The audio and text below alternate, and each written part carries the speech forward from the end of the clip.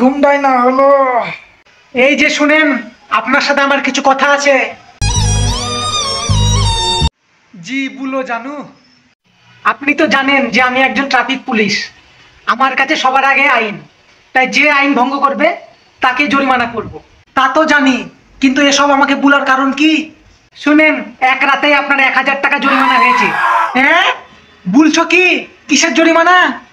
নিয়ম ভঙ্গ করার জন্য 300 টাকা, হেলমেট ছাড়া ড্রাইভিং করার জন্য 300 টাকা, আর ওভার স্পিডে গাড়ি চালানোর জন্য 400 টাকা, মোট 1000 টাকা জরিমানা।